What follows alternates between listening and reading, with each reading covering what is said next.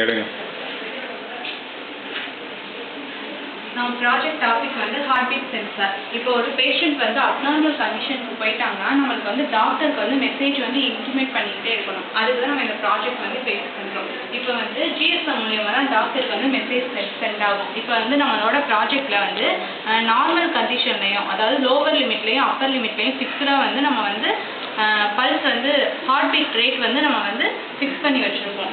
இப்போ வந்து நார்மல் கண்டிஷனை விட அப்நார்மல் கண்டிஷனுக்கு வந்து பேஷண்ட் போயிட்டாங்கன்னா டாக்டருக்கு வந்து உடனடியாக மெசேஜ் வந்து சென்ட் ஆகுறதுக்கு தான் நம்ம வந்து இப்போ கான்செப்ட் யூஸ் பண்ணுறோம். இப்போ நம்மளோட ஃபிங்கரில் வந்து நம்ம சென்சார் ஹார்ட் பீட் சென்சார் வந்து யூஸ் பண்ணிடுறோம். இப்போ நம்ம ஃபிங்கரை வந்து நம்ம ஹார்ட் பீட் சென்சாரில் வந்து ஃபிக்ஸ் பண்ணி வச்சிட்டோம்னா